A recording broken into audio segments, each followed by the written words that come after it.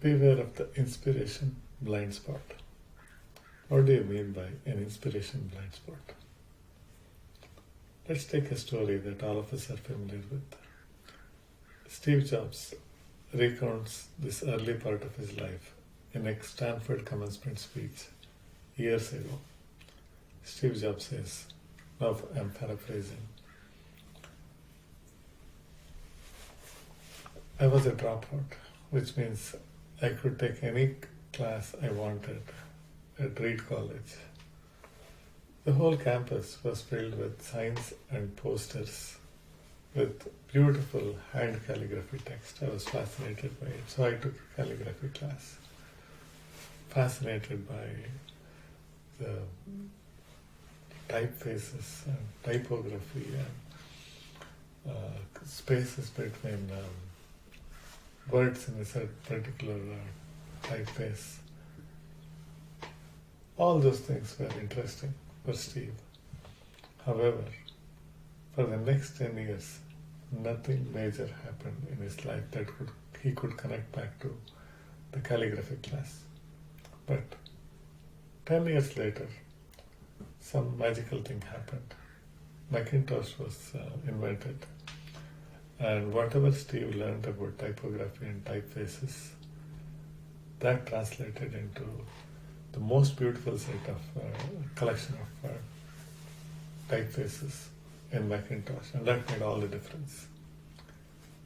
Steve or anyone could not have thought that how somebody is doing now will connect in the future, but the dots always connect in the future.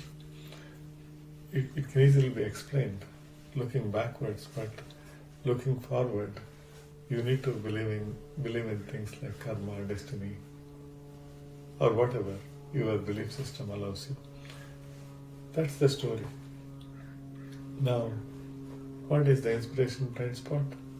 Is to recognize what in this story is color and what in this story is substance. So substance is the meat of the story, the core of the story. Color is what gives the color, the drama, all those things. So substance is usually because of. Color is usually in spite of. So it's also important to know that color is easy and convenient to copy. Substance is not the easiest thing to copy. It requires hard work. So what is the substance in this story? I would say it's be curious. Be genuinely curious. So he took the calligraphy class. He did not take it like as if it's an also ran. He put an heart and soul in it. And that takes hard work. That's the one to be copied, the because of. What is the color? Color was a dropout. That adds color to the story. That somebody like Steve Jobs was a dropout. It's also convenient to copy. It does not require a lot of work to just be a dropout, isn't it? That's the blind spot. So there are parts of the story that we like to copy, easy and convenient. Parts of the story we want to watch from the sidelines. That's the substance of the story. That's the because of part. So it could be many other things. I just chose one example. I've seen leaders who are giving inspirational speeches who say things like, when I was studying, I was an average student. The color. So it looks glamorous. If you're an average student and you go and become the CEO of a multi-billion-dollar company, it's exciting. So, and there are more average students than super stellar achievers in school.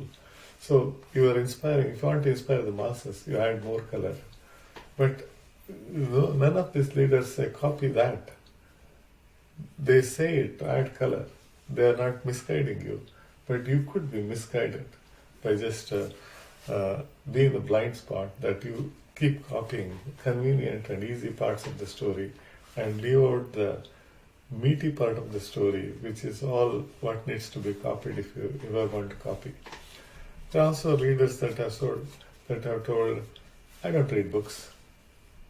I just sit and reflect and for days and days sometimes and just download the knowledge.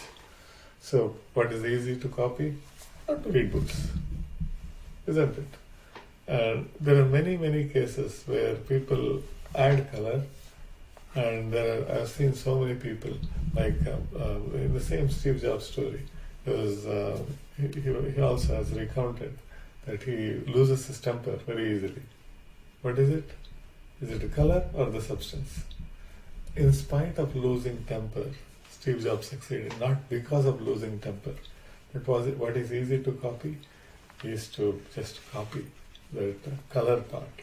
It's easy and convenient to copy. It leads you nowhere. So unless you are also doing everything else that Steve Jobs is doing, just copying his anger and the dropout piece will not help you anyway.